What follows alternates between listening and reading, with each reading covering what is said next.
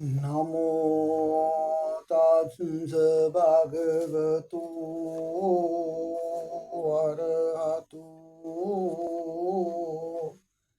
සම්මා සම්බුද්දස්ස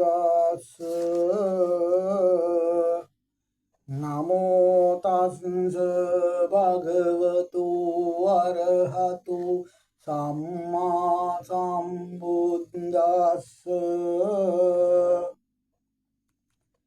නමෝ තස්ස භගවතු අරහතු සම්මා සම්බුද්දස්ස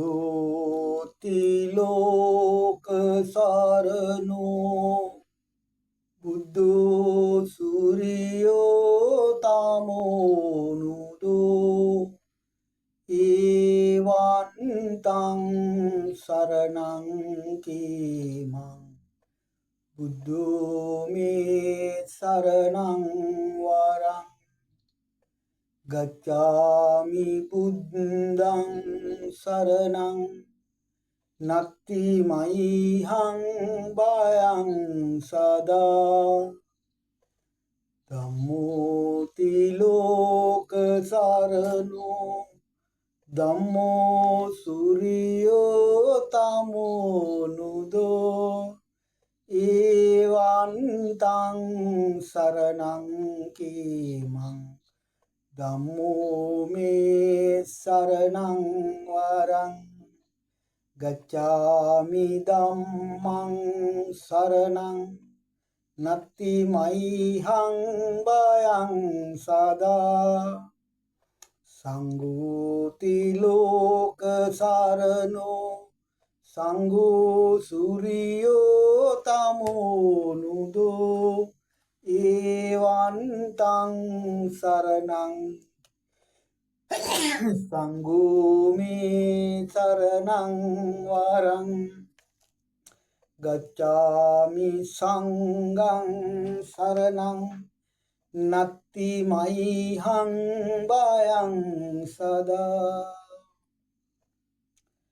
කාරුණික ගුණගරුක පින්වත්නි අද මම වනපොත් කියවන හැටි මට ලොකු හාමුදුරුවෝ කියා දුන්න හැටියට සමාජයේ පවතින්න ඕනි නිසා මම හැම එකක් මේ තුන්වෙනි වීඩියෝ එකකින් කරන්න බලාපොරොත්තු වෙන්නේ සාදු සාදු සාදු මාගේ බුදුන් වහන්සේගේ ලොව පහළවීම දෙවියන් සහිත ලෝකයාගේ යහපත සඳහා වන්නේකි.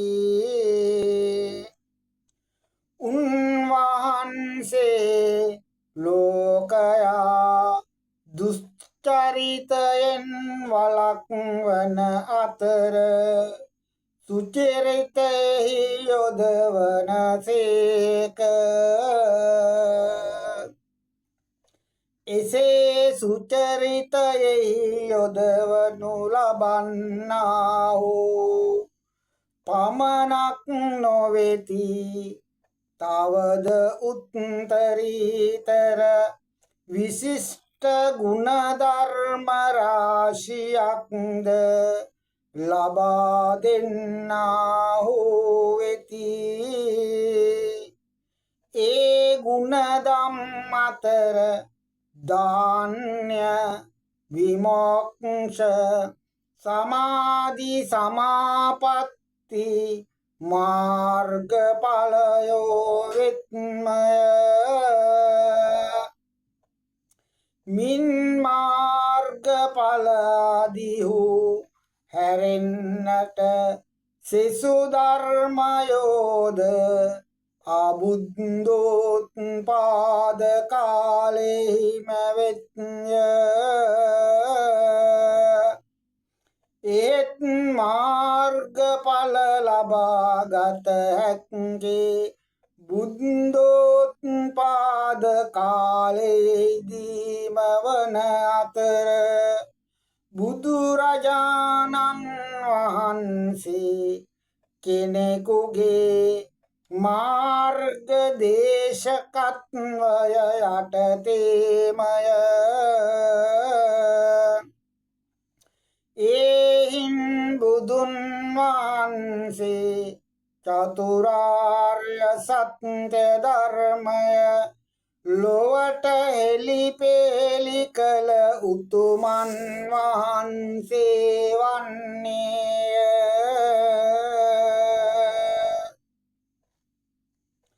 සදාකල්හිම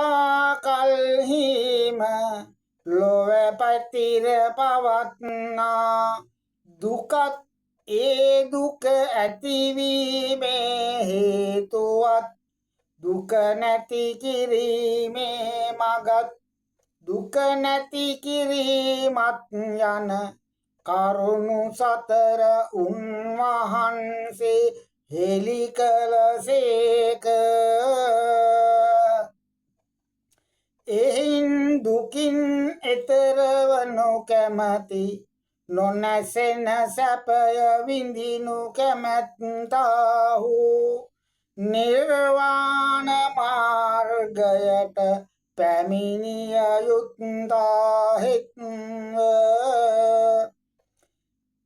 නිවන් මග අරි නම් අරි අටඟි මගයි ඒ කාම සුකල්ලිකානුයෝගයට හෝ අත්තකිල මතානුයෝගයට හෝ නැමුණේ නොවේමය.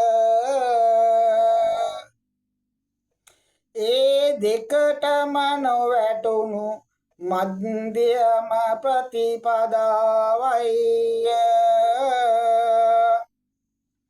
ඒ ආර්ය අෂ්ටාංගික මාර්ගයේ සම්මා වාචා සම්මා කම්මන්ත සම්මා ආජීව යනමින් බුදුදහමේ පදනම හැඳින්වේය. එනම් ශීලයයි ශීලය පිළිබඳ විස්තර පසුව දැක්වෙන හේයින් ඒ මෙහිදී විස්තර නොකෙරේමය. වරදින් වෙන්න ගුණවත් සිල්වත් බවට පත් වූ පසු සිතෙහි දියුණුවක් ඇති කරගත යුතුය. ඒ බුදුදහම සමාධි නාමයෙන් හඳුන්වන්නේය. ආර්ය අෂ්ටාංගික මාර්ගයේ සම්මා යාම සම්මා සති සම්මා සමාධි චෛතසික තුනය. සමාධි නාමයෙන් ගැනෙනුයේ ප්‍රඥානම් නුවණයි. සීලයත් සමාධියත් වඩන තැනැත්තේ නැනවත් විය යුතුය. එයින් බුදුදහමේ නිමාව ප්‍රඥාවයි. ආර්ය අෂ්ටාංගික මාර්ගයේ සම්මා දිට්ඨි සම්මා සංකප්ප චෛතසික ප්‍රඥා නාමයෙන් හැඳින්වෙන්නේය. සීලය නිසා නුවණත් නුවණ නිසා සීලයත් එකිනෙකින් බබලන්නේය. යත්තඤ්ඤ තතං සීලං යනුවෙන් බුදුන් වහන්සේම ඒ බව පැහැදිලි කළහ. එහින් බුදු සසුන සීලය නැමැති පදනම මත ගොඩ නැගුණු සමාධි නැමැති ප්‍රසාදයකි. එහි මුදුන් කැණි මඩල ප්‍රඥාවයි. ත්‍රිවිධ ශික්ෂා නාමයෙන්ද මේ සීල සමාධි ප්‍රඥාවෝ ගැනෙන්නේය. තවද ශාසනය පරයාපත්ති ප්‍රතිපත්ති ප්‍රතිවේදයයි තෙවදරුම් වන්නේය. මෙහිදී පරයාප්ති ශාසනය නාමයෙන් ගැනෙනුයේ බුදුරජාණන් වහන්සේ වදාළ තෙවලා දහමට අයත් සම්පූර්ණ ත්‍රිපිටක ධර්මයයි. ගයාවේ ශ්‍රී මහා බෝධි මූලයේදී අනුත්තර සම්‍යක් සම්බෝධියට පත්වීමෙන් පසු උන්වහන්සේ ප්‍රකාශ කළසේක. අනේක ජාති සංසාරං සන්දා විස්සං අනිබ්බිසං ගහකාරකං ගවේසන්තෝ දුක්ඛා ජාති පුනප්පුනං ගහකාරක දිට්ඨෝසි පුනගේ හංකාහසි සම්බාතේ පාසුකා බග්ගා ගහකූටං විසංකිතං විසංකාරගතං චිත්තං තණ්හානං කය මජ්ජගාති. යන ගාථා දෙක පරයාප්ති ශාසනයේ මුල් බුද්ධ වචනය වශයෙන් සැලකේය. එතැන් සිට 45 වසක් මුළුල්ලේහි දෙසූ ධර්මය මධ්‍යම බුද්ධ වචනයයි. කුසිනාරා නුවර මල්ල රජ දරුවන්ගේ උපවත්තන සල්වනයේදී සම්පාදේත උපවර්තන සල්වනයේදී වදාළ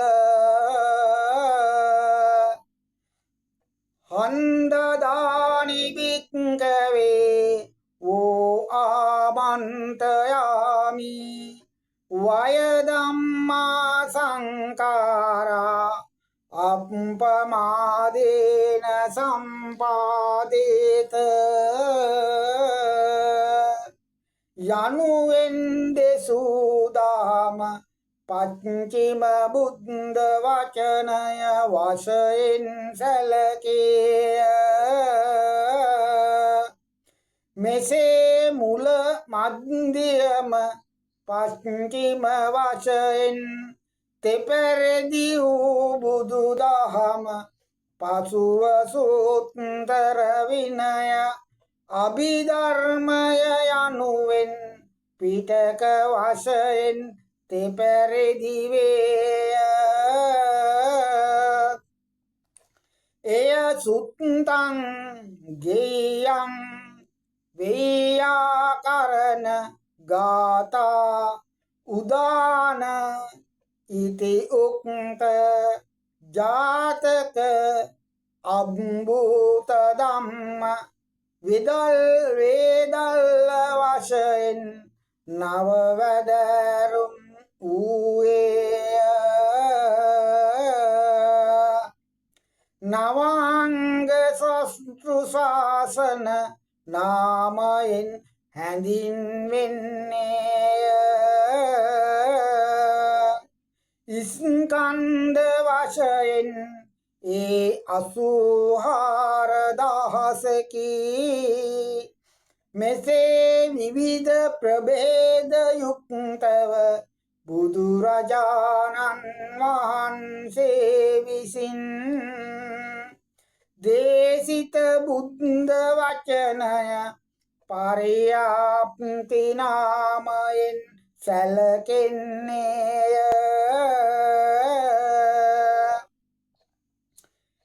තෙලස් දූත ගුණ තුදුස් කඳුවත අසූ මහවත් සීල සමාධි පඤ්ඤා යන මෙයින් යුක්ත වූයේ ප්‍රතිපත්ති ශාසනයයි. නිර්වාණය අවබෝධ කර ගැන්ම සඳහාම අනුක්‍රමයෙන් වැඩිය යුතු පුරුදු පුහුණු කළ යුතු ගුණ ධර්මයෝ මොහු වෙත්ය. ඒ ගුණදම් පූර්ණය කිරීමට ඉදිරිපත් වීම ප්‍රතිපත්තියයි. එසේ ගුණදම් පුරා අරහත්වයට පැමිණීම එහි නිමාවය. එසේ හෙයින් 12 වැදෑරුම් ශ්‍රමණයන් අතුරින් 11 වැදෑරුම් ශ්‍රමණයන්ම ප්‍රතිපත්ති පුරන්නෝ වෙති. රහත් බව ලැබූ ආර්යයන් වහන්සේට ප්‍රතිපත්තිය සම්පූර්ණ කළ නොවේ. 12 ශ්‍රමණයන් වහන්සේ වශයෙන් සැලකුණේ මාර්ගස්ත සිව් දෙනය, පලස්ත සිව් දෙනය, සිව් මග සඳහා ආරම්භත විදර්ශක සිව් දෙනය යන 12 දෙනා වහන්සේලා වෙති. ප්‍රතිවේදයෙන් අදහස් කෙරෙනුයේ ප්‍රතිපත්තියෙන් ලබන ඵලයයි. මෙනම් නිර්වාණගාමී ප්‍රතිපදාවෙන් ලබන මාර්ගඵලයෝය. ත්‍රිවිද්‍යා ෂඩ් අභිඤ්ඤා චතුර්ථම් ප්‍රතිසම්බිදාදී වශයෙන් ආර්යයන් වහන්සේ විසින් ලබා ගන්නා වූ ගුණ විශේෂයෝ මේ ප්‍රතිපදාවෙන්ම ලැබිය යුතු හේයින් ප්‍රතිවේදී නාමයෙන් ගැනෙන්නේය.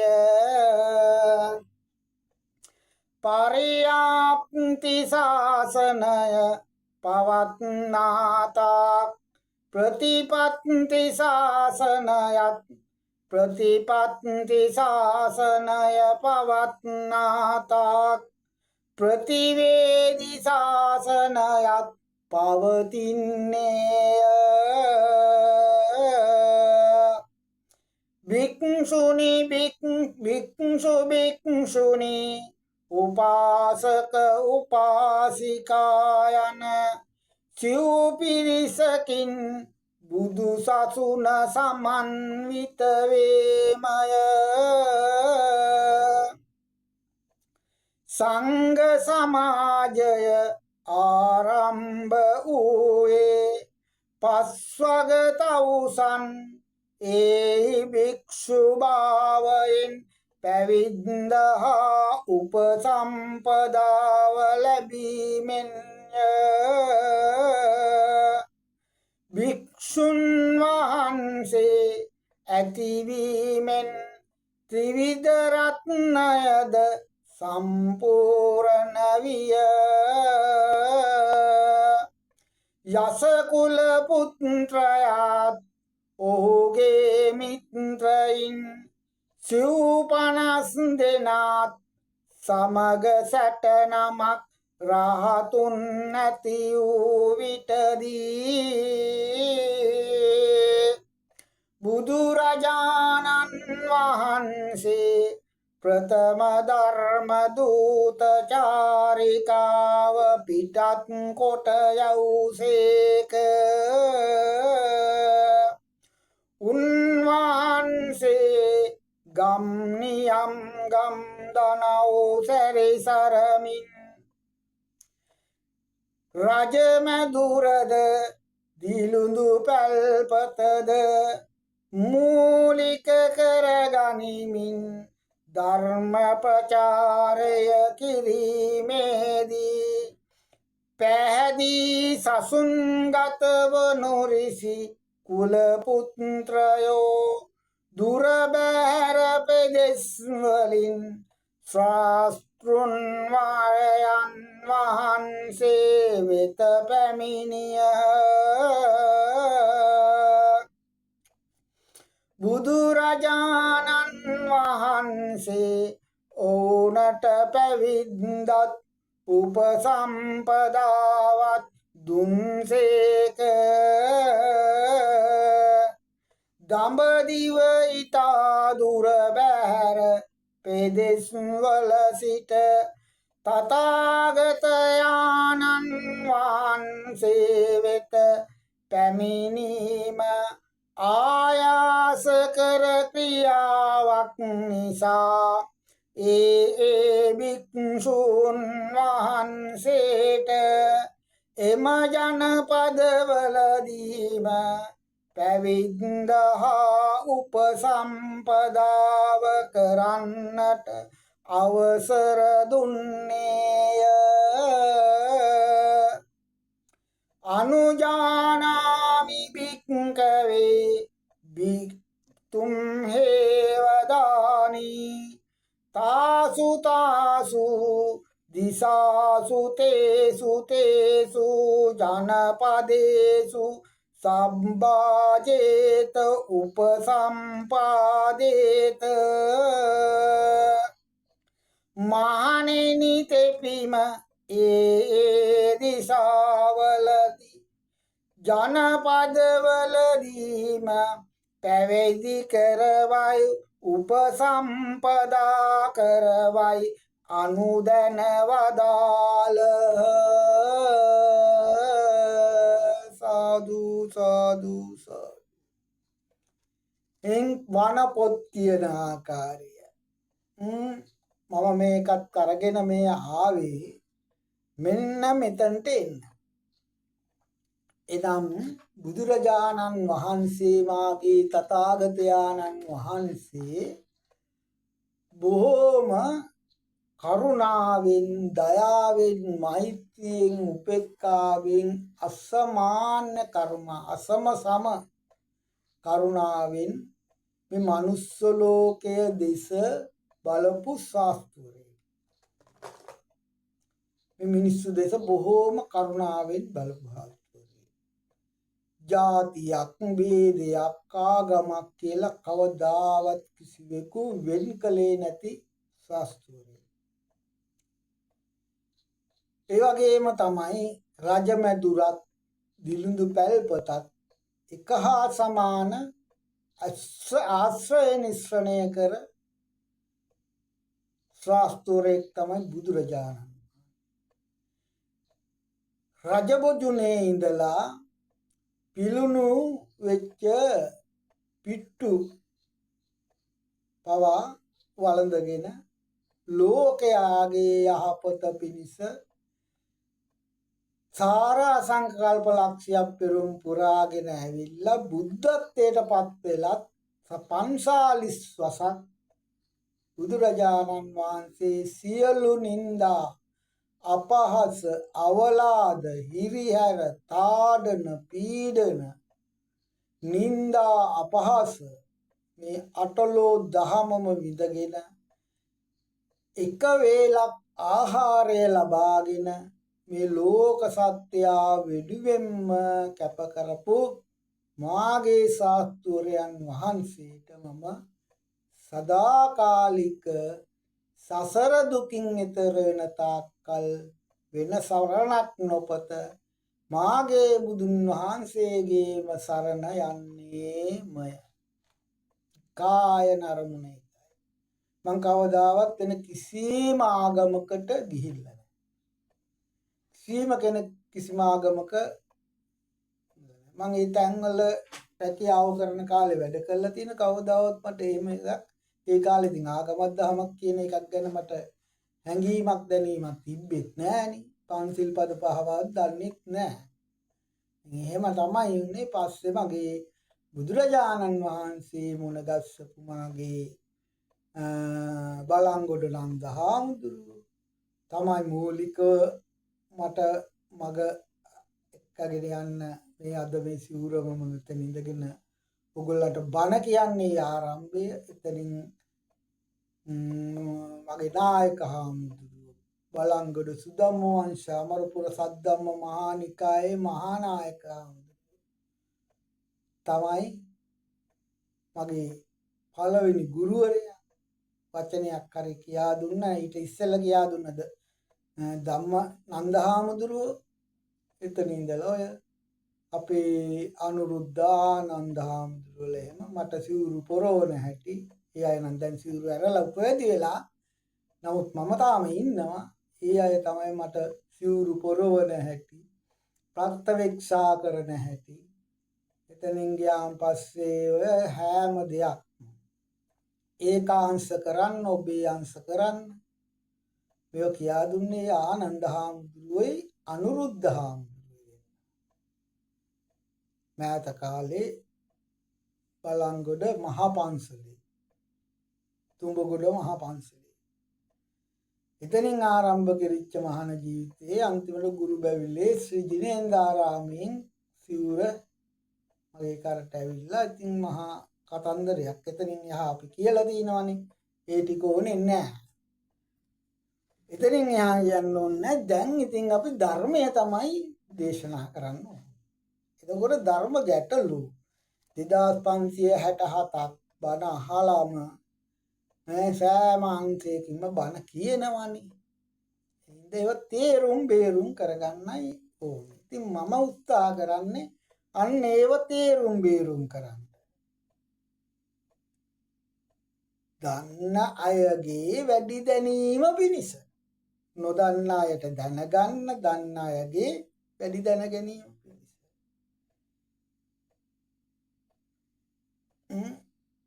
අප්‍රසාදයට පත් වෙච්ච අය වැඩි ප්‍රසාදයේ පිණිස. මම මේ කටයුතු කරන්නේ. මෙන්න මේතනදී මම මේ වනපොත් ඉතිහාසයේ ඉතින් ඔය වනපොත් කියවීමනේ කරේ. වනපොත් කියවලා ඒව තමයි කටපාඩමින් ඇවිල්ලා අපේ මේ සම්බුද්ධ ශාසනය අද අපිට තියෙන්නේ.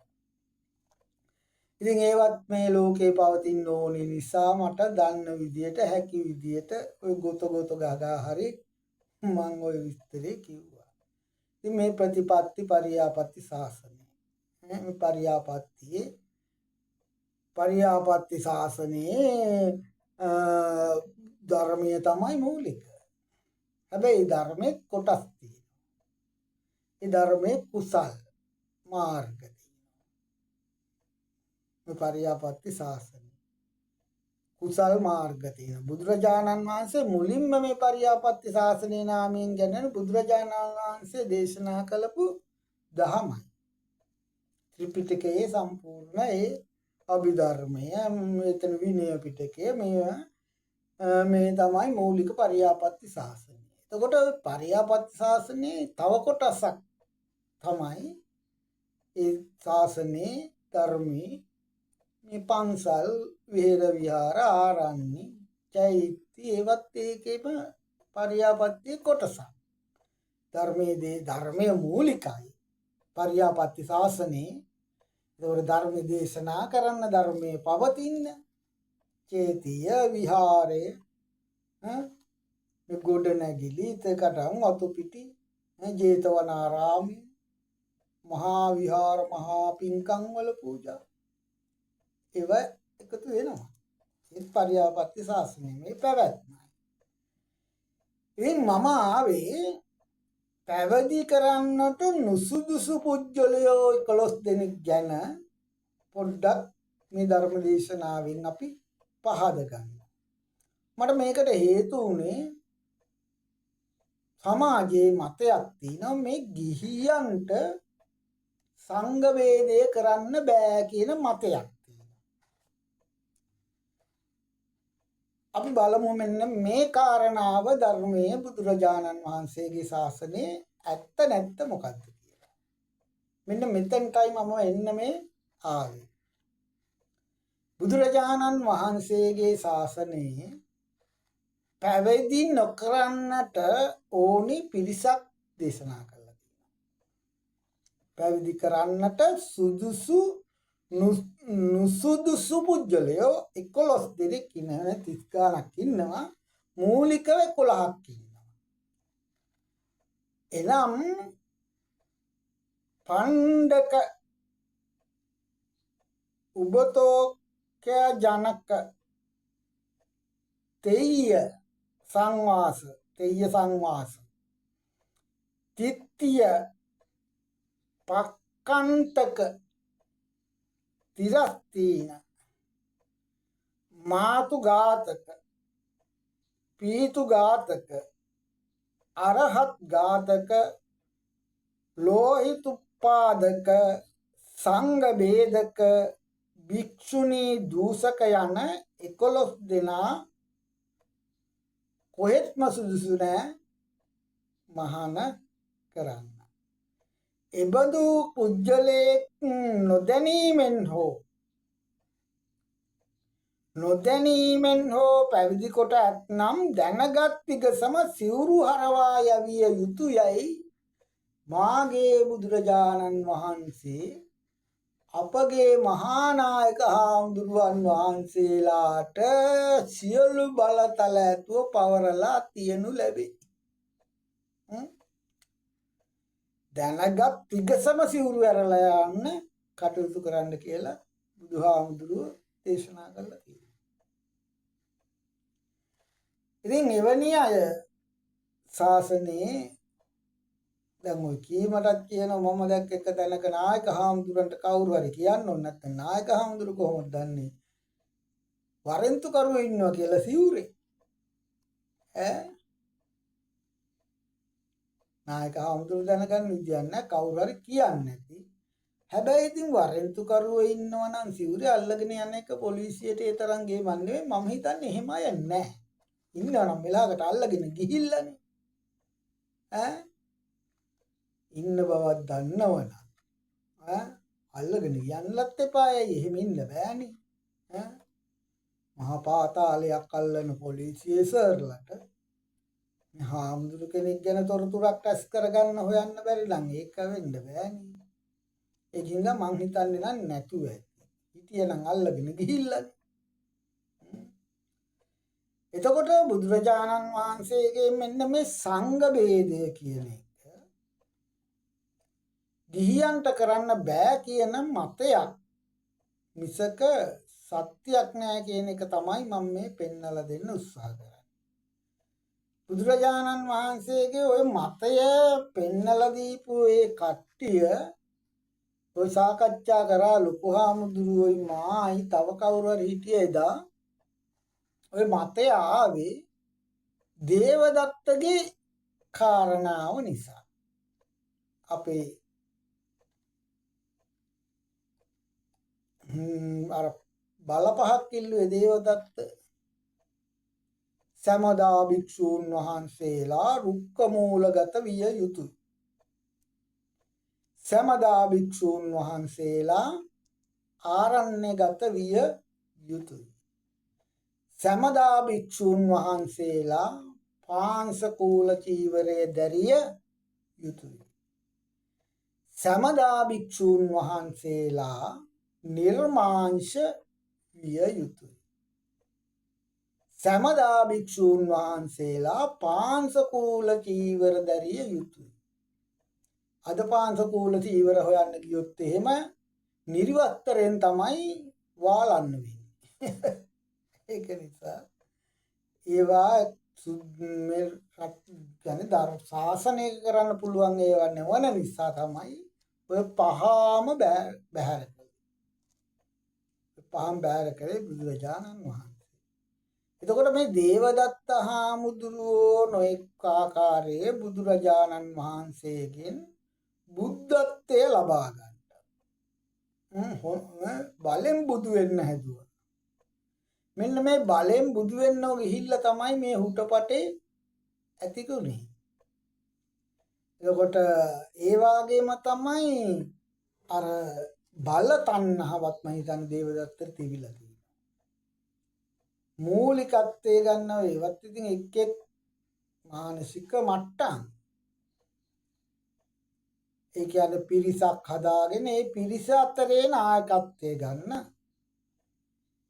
නායකත්වයට තමයි පොර කෑවේ. අද විහාරාධිපතිකම් වලට පොර කනවා වගේ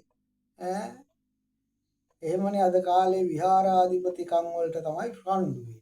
පන්සල් අල්ලගෙන නායකත්වය හතර පේරුවේ දායකයන්ගේ නායකත්වය ගන්න. ඇති වැඩක් නෑ. ඉපදුනා පැවතුනා මැරිලා ගියා.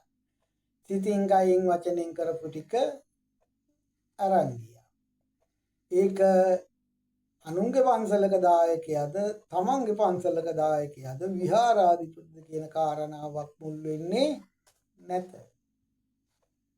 අනේ මට නම් කොයි පන්සලෙත් පුළුවන්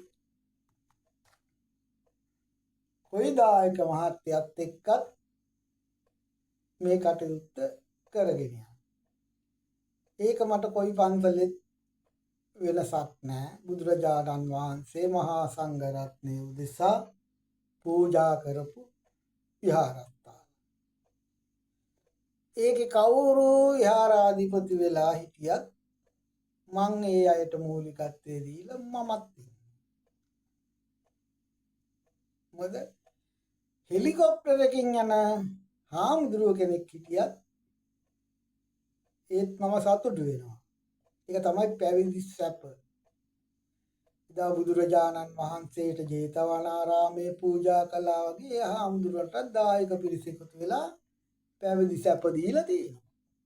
ඊගාවට තමන්ගේ ගමේ පන්සලේ හාමුදුරුවෝ උපරමයෙන් ඉන්නවනම් තමන්ගේ ගමේ පන්සල දියුණු වෙලා නම් ලොකුවට විශාලයට තියෙනවා නම් අංග සම්පූර්ණ ගොඩනගලා තියෙනවා නම් ආදායම් මාර්ග පන්සලට හදලා දීලා තියෙනවා නම් හොඳ ආර්ථික මට්ටමකින් ගමේ පන්සලලා තියෙනවා නම් ඒකේ ආඩම්බර වෙන්නේ කවුද? ගමේ දායක පිරිසයි. කැත නැතුව අපේ පන්සල අපි ගොඩනගලා තියෙනවා කියන සද්දා බුද්ධිය පහල කරගන්න පුළුවන් දායක පිරිස. ඒක ආඩම්බරයේ දායක පිරිස. එතකොට එහෙම තැනක් දැක්කහම දකින්න කෙනාටත් ගමේ දායකයන්ගේ බෞද්ධකම උපරිමයෙන්ම කැප කරලා තිනවා කියලා හැඟීමක් ඒ අයටත් ඇති වෙනවා. Tamanටත් ඇති වෙනවා අපේ පන්සල ආම්දුරන්ට අඩුපාඩුවක් නැහැ. අපි හැදලා තියෙනවා. ආම්දුරන්ට කරගෙන ඉන්න අපි ගොඩනගලා දීලා දිනා අපිට පින්කම් කරගෙන ආම්දුරුවොත් හොඳින් ඉඳගෙන හිටියනම් බොහොම ලස්සනට මහානකම් කෙරෙනවා. ඒ වගේ නායකත්වයකට පොරකන ඉරිසියාව කුහකකම් තියෙන අය සුදුසු නෑ කියන එක නම් මගේ මතය. තවත් පුළුවන් නම් සහයෝගයක් දීලා ඊටත් වැඩිය හොඳ සැප සම්පත් ටිකක් ලබලා දෙන්න තැනටපත් වෙන්නයි කවුරුත් ඕනේ. ඒකට තමයි කල්යාණ මිත්‍රතාවය කියලා කියන්නේ. ආනන්දේනි මේ මුළු ශාසනයම පවතින්නේ කල්යාණ මිත්‍රතාවය මතයි කියලයි බුදුහාමුදුරුවෝ දේශනා කළේ. ඒතර බුදුහාමුදුරන්ගෙන් මහානගත්තු දේවදත්ත කල්යාණ මිත්‍රයෙක් නුනේ සංසාර කරුණ. ලාභෝ අලාභෝ යසෝ අයසෝ නින්දා අපහාස කීර්ති ප්‍රශංසා සුඛ දුක්ඛ කියන මෙන්න මේ අටලෝ දහමේ කැරකෙන අටලෝ දහමේ හමු වීමක් තමයි බුදු පියාණන් වහන්සේට දේවදත්තත් හමු. එතකොට අපි මේ දේවදත්ත විසින් පොරකාලා බලහත්කාරයෙන් පැහැර ගන්න හදපු බුද්ධත්වය කවදාවත් එහෙම ගන්න බෑ කියලා තේරුම් නොගත්ත එකක් තමයි දේවදත්තගේ චරිතය කතාවේදී අපිට පෙන්වුම් කරන්නේ. ඒ තරම් ප්‍රඥාවක් තිබිලා නැහැ, ලෝකෝත්තර ප්‍රඥාවක් නැහැ. තිබ්බනම් ධර්මය කිසි අවබෝධයක් නැහැ. තිබ්බනම් බුද්ධත්වයේ පොරකන්නේ නැහනේ. සාරා සංක කල්පලක්ෂය පෙරුම් පුරන්න ඕනේ. අසංකේය කල්පලක්ෂය. ඊගාවට දස පාරමී පුරන්න ඕනේ. උපපාරමී පුරන්න ඕනේ. පරමත්ත පාරමී පුරන්න ඕනේ. එතකොට මේ පාරමිතා සම්පූර්ණ කරගෙන එන්න ඕනේ. පෙරුමන් සම්පූර්ණ වෙන්න ඕනේ. කාලයක් තියෙනවා, දීපයක් තියෙනවා, දේශයක් තියෙනවා. නේද? පස් මහ බැලුම් බැලුවේ. ඉතින් මේවෙන් බුදු වෙනව මිසක් බලෙන් බුදුකමක් ගන්න බෑ. බුදුවරේ ඝාතනය කරන්නත් කාටවත් බෑ කියලා දේවදත්ත තේරුම් ගත්තේ නැති නිසා තමයි දේවදත්තට අපායේ යන්න සිද්ධ වුනේ. ඊළඟට සංඝ ભેදේ ඇති කිරීම. දේවදත්ත හාමුදුරුවෝ කල්පනා කරා මට පිරිසක් හදාගත්ත නම් හරි කියලා. ඒකට මොකද්ද කරපු උපක්‍රමය තමයි, ඒ කියන්නේ බණ භාවනා කරලා, බණ නෑ භාවනාව විතරක් වඩලා එයා ලෞකික එර්දියක් ලබලා තිබ්බා. චිත්ත දියුණු කරලා තිබ්බා. හැබැයි ලෝකෝත්තර නෙමෙයි. ලෝකෝත්තර නම් බුදුකමක් උදුර ගන්න යන්නේ නෑනේ. නේද? ලෝකෝත්තර දහමෙන් එයා එර්දි පාන්න පුළුවන් වුණා නම් අඩු ගානේ සෝවාන්වත් නෑ. ඒක ධර්මයේ තියෙනවා. එතකොට යා කීයටවත් එහෙනම් බුදුදහම බුදුවරයෙක්ගේ බුදුකමක් උදුර ගන්න බෑ කියන කාරණාව තේරෙනවා. දැන් ඔය බලෙන් නිකාය බිහි කරන අයටත් තේරෙන්නේ නෑනේ. එහෙම හරියන්නේ නෑ කියලා. මහානකමක් රැක ගන්න තේරෙන්නේ නැති රහතන් වහන්සේලා ඉන්නවා. මහානකමක් රැක ගන්න බැරි රහතන් වහන්සේලා ඉන්නවා. ඒගොල්ලන්ට එහෙම ප්‍රඥාවක්වත් නැහැ. හිස් පුරුෂයෝ. අපි නම් කොහොම හරි දෙයින් අඩුපාඩුවක් ආහුම් කියලා මහානකම රැක ගන්නවා. ඕක නැති කරගන්නේ නැහැනේ. ඉතින් මෙන්න මේ දේවදත්ත විසින් පිරිසක් හදාගත්තා. ඔන්න ඔය නිර්මාංශත් එක්ක එකතු වෙච්ච කරුණු පහ මූලික කරලා. අන්න ඒකට එකතු වෙච්ච පිරිස සමග වෙනම විනය සීමාවකදී විනය කර්ම කරනවා කියන පණිවිඩය ආනන්ද හාමුදුරුවන්ට දැනගන්න ලැබිච්ච වෙලේ තමයි ඔය සංඝ ભેදය ඇති කරන්නයි කියන කාරණාව ඇති වුනේ. ඒ කියන්නේ බුදුරජාණන් වහන්සේගේ ශාසනයෙන් බැහැරව වෙනත් කරුණු පහකුත් මූලික කරගෙන වෙනමම බුදුකමක් නැති, රහත්කමක් නැති, මාර්ගඵලයක් නැති ආර්යයන් වහන්සේ කෙනෙක් නොවන පුජ්‍යලේ ඊගාවට තීච්ඡ එරදියක් නැති වුණානේ. බුදුරජාණන් වහන්සේට අපහාස කරන්න ගිහිල්ලා නිකම් බිම ඇවිදගෙන ගිය පුජ්‍යලයක් විසින් කරපු කාරණාවක් තමයි ගිහියෙකුට බැහැයි කියනවා නම් ඒක ඉතින් වෙනම කතාවක්. එක ඉස්සරහත් බලමු. හාමුදුරුවෝ කෙනෙක් වහන්සේ වශයෙන් එයා වෙනම විනය කර්ම කරන්න ගියා. අන්න ඒකින් තමයි සංඝ ભેදය ඇති වෙන්නේ කියන මතයයි මෙතන ඉස්මතු වෙලා තියෙන්නේ. නමුත් ඒක නෙමෙයි පින්නත්නි කාරණා. ඒකත් එකක් සංඝ ભેදක. දැන් අපි බලමු මෙන්න මේ 11 දෙනා අතරේ සංඝ ભેදක කෙනෙක් ඉන්නේ කොහොමද? ගියන්ට සංඝ ભેදය කරන්න බැරි නම් පැවිදි කරන්නට නුසුදුසු පුජ්‍යලයෝ 11 දෙනා අතරේ පණ්ඩක උබතෝබ කජනක තේය සංවාස තිත්තිය පක්කන්තක තිරච්චින මාතුඝාතක පීතුඝාතක අරහත් ඝාතක ලෝහිතුපාදක සංඝ ભેදක. එතකොට සංඝ ભેදක කියන්නේ දැන් පැවිද්දෙක් තව ගමනක් පැවිදි කරන්න දෙයක් නැහැ නේද? පැවිද්දෙක් තව ගමනක් පැවිදි කරන්න තියේද?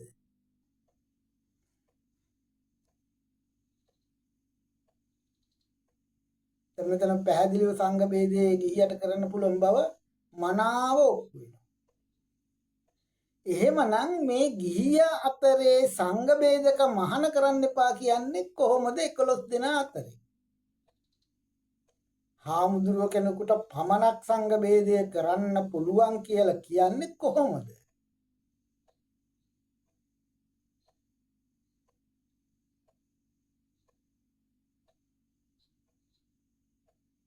ඒ කියන්නේ විනය කර්මය කරලා ભેද විඳ කිරීම ගැනයි. නැත්තම් සංඝ ભેදයේ ගිහියට කරන්න පුළුවන් කරනවා දැනටත් කරලත් තියෙනවා. මේ මිනිස්සුන්ට ධර්මයේ වහලා මිනිස්සු ශාසනෙත් එක්ක හාමුදුරුවොත් එක්ක කොටවන්න අවශ්‍ය කරන වචන සෙට් එකක් තමයි දීලා තියෙන්නේ. නැත්තම් ගිහියා සංඝ ભેදක මහාන කරන්න එපා කියන්නේ මහාන කරන්නේ ගිහියෙක්.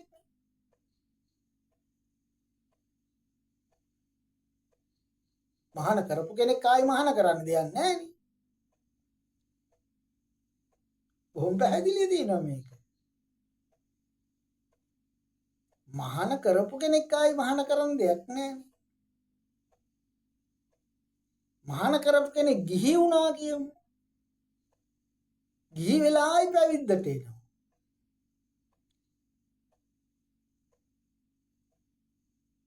නිරපීමක් කරා නම් කරන්නේ නැහනේ. ආයි පැවිද්දට ආව නම් එන්නේ ආයක තේරුම් අරගෙනනේ. එහෙනම් මේ විදිහට මේ ශාසනයේ ඉන්න ඕනි කියන අවබෝධය අනුව නැවතින්නේ. වරද මේකයි තමන්ගේ වරද පිළි අරගෙන නැවතේනවා.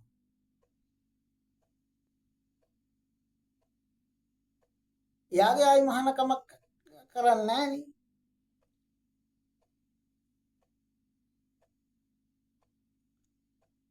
සංඝ ભેදක කෙනෙක් එහෙනම් ගිහියා අතරේ ඉන්නවා. ඒකයි මහාන කරන්න එපා කියලා. ඉස්සරහා දොරෙන් ඇතුල් වෙලා සිවුර ගලවලා තියලා පිටිපස්ස දොරෙන් පිට වුණත් මහානකම නැති වෙන්නේ නැහැ. ඇයි නැති වෙන්නේ? නැති වෙන්නේ නැත්තේ මේ සංසාර ගමනේ ඒ තියපු අඩිය එයාට සදාකාලික තියෙනවා. හරියට අම්මා තාත්තා වුණා වගේ. කාට හරි අම්මා කෙනෙකුට දාව තමයි උප්පැත්තිය ලබන්නේ. අන්න ඒ වගේ. එමනම් මෙන්න මේ සංඝ ભેද කියන කෙනෙක් ගිහියෝ අතර ඉන්නෝ යාව එපයි කියන එක නෙමෙයිද මේ කියලා තියෙන්නේ. සංඝ ભેදක. අනිත් එක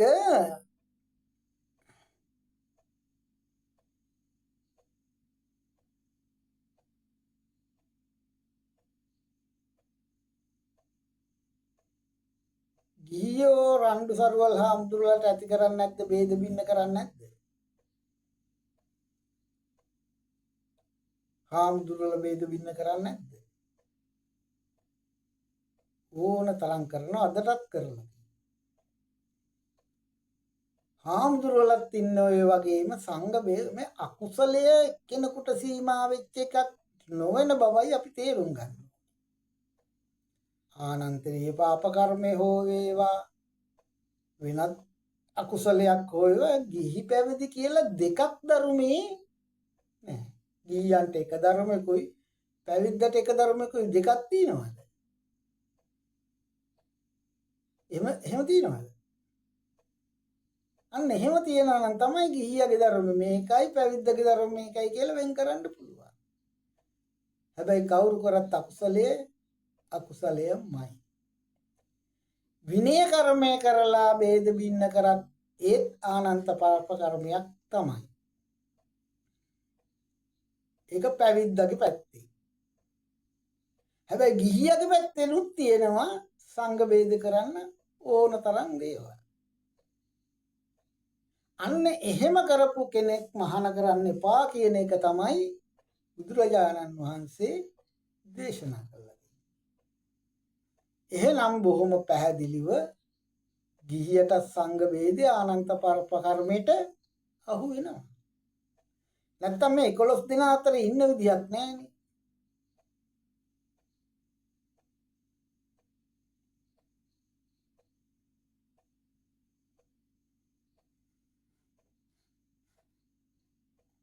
සංඝයාලා මොකද මේ ශාසනේ බුදුහාමුදුරුවෝ කාලෙත් හිටියනේ ඔය ඕන තරම් තීර්ථකයෝ.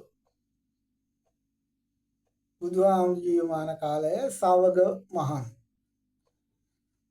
බුදුරජාණන් වහන්සේගේ මේ ශාසනයේ දැන් අපි මුලදී මේකේ අර වනපොතේදීම කියනවා භික්ෂුණී භික්ෂු උපාසිකා යන පිරිසත් බුදු ශාසන සම්පූර්ණයෙන්ම පෝෂිතයි. ඒ අය අතරින් තමයි මේ ප්‍රතිවේදී ශාසනය ගමන් කරන්නේ. ඊගාවට යස කුල පුත්‍රයෝ ඇතුළු 69ක් රහතන් වහන්සේලා බහුජන සුඛාය බහුජන හිතාය කියලා මේ හිතසුව පිණිස දෙවි මිනිසුන්ගේ හිතසුව පිණිස කටයුතු කරන්න කියලා තමයි බුදුරජාණන් වහන්සේ පිටත් කළා හැදී. දෙවි මිනිසුන්ගේ හිතසුව පිණිස. එතකොට එහෙමනම් අවුරුදු 20ක් යනකම්ම ඒ පිරිසිදු ශාසනේ පෙරම් පුරපු අය ඉඳලා තියෙන බොහොම පැහැදිලි. අන්න එතන ඉඳලා අවුරුදු 20කට පස්සේ ඔය ශවග මහණු ඊගාවට සාරිපුත්ත මහරහතන් වහන්සේගේ අගසව් ඉල්ලීමක් විනය පනවන්න ඉස්සෙල්ලා ඉල්ලීමක් කළා. හැබැයි බුදුරජාණන් වහන්සේ දේශනා කළා සාරිපුත්තනේ තථාගතයන් දනි විනය පනවන කාලේ තාම ඒ කාලේ ආවේ නෑ කියලා තමයි අවුරුදු 20 දක්වා විනය දේශනාවක් නොකළේ. එතකොට අවුරුදු 20යි මේ ශාසනයේ විනයෙන් තොරව පිරිසිදුව සංසාරේ පෙරම් පුරපු අය රහත් වුණා. එතන ඉඳලා ධර්ම විනය හදාගන්න. ග්‍රන්ථ දුරය විදර්ශනා දුරය හදාරලා තෙවලා බුදුදහම ඉගෙනගෙන ඊගාවට දූතාංග ආරක්ෂා කළා. බොහෝ වේ සමහන්සි වෙලා තමයි රහතන් වහන්සේලා රහත් ස්වභාවයට පත්. මෙන්න මේ වගේ ශාසනයේ ගිහියට සංඝ ભેදය ඇති කරන්න බෑ කියන කතාව සහ මුලින්ම ප්‍රතික්ෂේප වෙනවා මේ මහාන කරන්න එපා කියන 11 දෙනා අතරේදී මම දන්නේ නැහැ ඉතින් තව මත තියෙනවද කියලා. මට මන්න මේ 11 දෙනා අතරේදී කෙනෙක් එපා කියලා කියනවා නම් සංඝ බේදක මහාන කරන්න එපා කියනවා නම් ගියන් මහාන කරන්න පැවිද්දෙක් ආයි පැවිදි කරන්න.